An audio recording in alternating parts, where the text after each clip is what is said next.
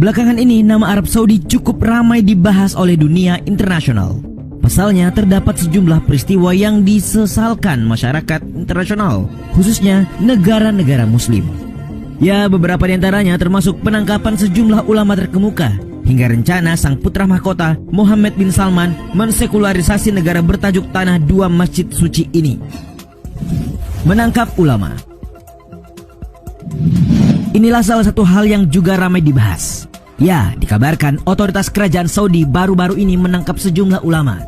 Dilansir dari CNBC Indonesia, Arab Saudi menangkap ulama ternama Syekh Abdullah Basfar. Kabar itu dikonfirmasi oleh Prisoners of Conscience di akun Twitter pada Jumat 4 September 2020.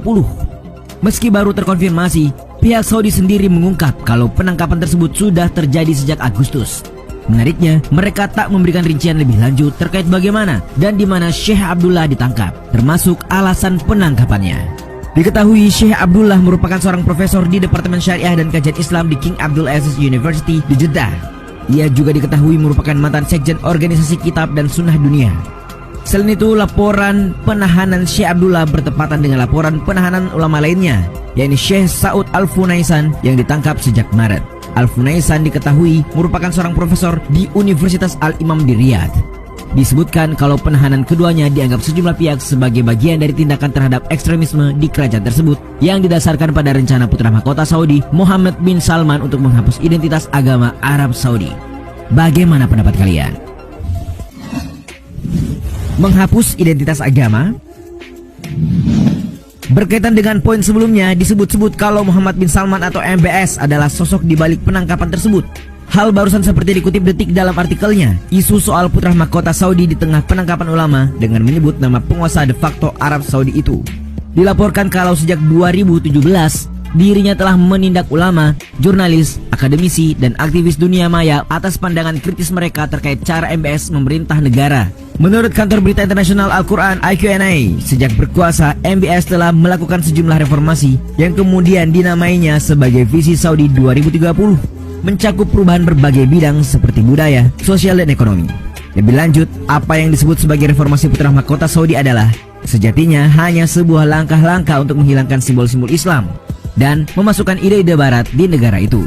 Ya, reformasi ala MBS ini menurut media berbasis di Iran tersebut kebanyakan menyasar kebebasan sipil seperti membuka bioskop, kebebasan perempuan untuk mengemudi, memperbaiki masalah perceraian, hak asuh anak, percampuran laki-laki dan perempuan di tempat-tempat umum, dan masih banyak lagi.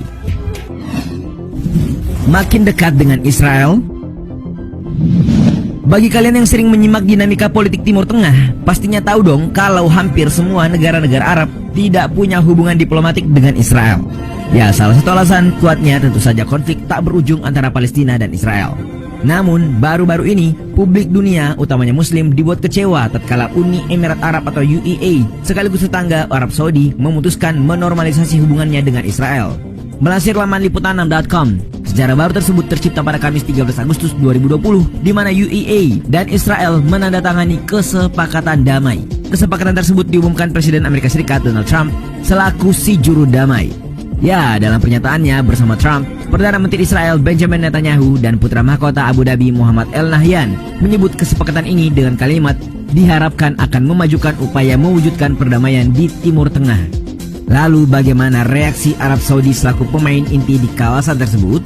Sebelum itu, Nabil Abu Rudeine selaku penasihat senior Presiden Palestina pada Kamis 13 Agustus 2020 mengatakan pemimpin Palestina menolak dan mengecam hubungan trilateral UAE, Israel, Amerika Serikat. Sedangkan Arab Saudi seperti dilansir Kompas bersama Maroko dengan tegas menolak buka hubungan diplomatik dengan Israel. Hal itu diungkap oleh salah seorang anggota keluarga kerajaan, Pangeran Turki Al-Faisal pada Jumat 21 Agustus 2020. Pihaknya dengan tegas menolak hubungan diplomatik dengan Israel kecuali Palestina berdaulat penuh dengan Yerusalem sebagai ibu kotanya. Meski begitu, seperti dilansir liputan6.com, pemerintah Arab Saudi mengizinkan semua penerbangan antara Israel dan UAE melewati wilayah udaranya. Tokoh penting dalam pemberian izin itu adalah Jared Kushner, menantu sekaligus penasihat senior Presiden Amerika Serikat Donald Trump. Bahkan disebutkan Perdana Menteri Israel Netanyahu mengklaim sejak 30 Agustus 2020 negaranya tengah dalam pembicaraan rahasia dengan pemimpin negara Arab untuk menjalin hubungan. Apakah Arab Saudi terlibat dan melunak? Menarik untuk ditunggu. MBS dipanggil pengadilan Amerika Serikat. Tahu tidak kalau pada Agustus kemarin Pangeran MBS mendapat panggilan pengadilan Amerika Serikat? Ya, kabar itu seperti yang dilaporkan media kenamaan Timur Tengah Al Jazeera bertajuk US Court Issues Summons for Saudi Arabia's Mohammed bin Salman. Kabarnya sang pangeran ganteng ini terjerat kasus dugaan upaya pembunuhan. Pihak pelapor diketahui adalah Dr. Saad Al-Jabri, mantan pejabat di Kementerian Dalam Negeri Saudi. Ia mengaku diincar oleh MBS selama 3 tahun belakangan sebab dirinya mengetahui informasi sensitif terkait penguasa de facto Saudi itu. Pada Selasa 11 Agustus 2020, pengadilan Washington DC secara resmi memanggil MBS. Suratnya dilayangkan langsung ke sang pangeran di Istana Al-Auja di Riyadh. MBS bukanlah satu-satunya yang dipanggil, turut pula regu pembunuh Tiger Squad. Ya, Saad Al-Jabri turut melaporkan 6 anggota regu itu lantaran dituduh mengincar nyawanya di Kanada. Bagi yang belum tahu, regu ini adalah badan intelijen yang memiliki mandat melakukan operasi dan eksekusi rahasia membunuh para pembangkang Saudi dengan cara diam-diam.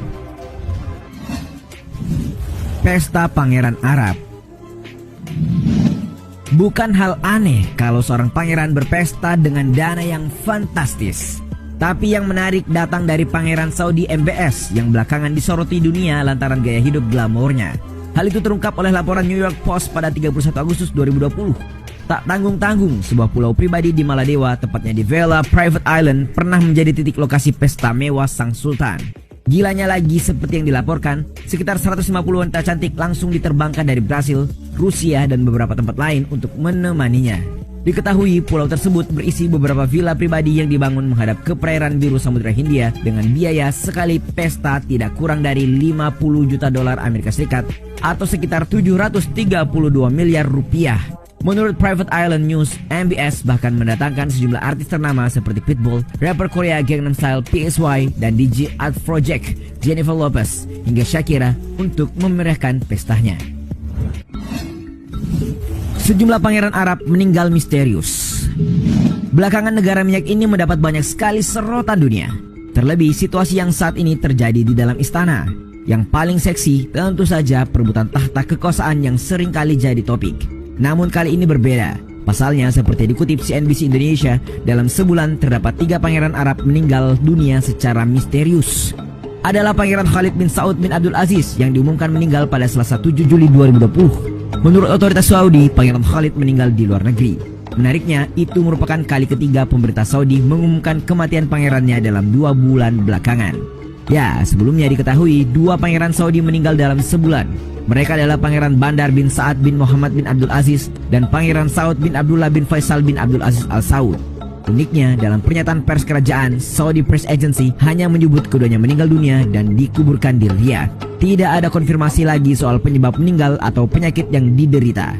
Nah, hal itu lantas menimbulkan sejumlah spekulasi. Itulah sejumlah fakta terkini terkait kerajaan Saudi, sebuah negara yang barangkali akan memasuki era baru. Bagaimana pendapat kalian?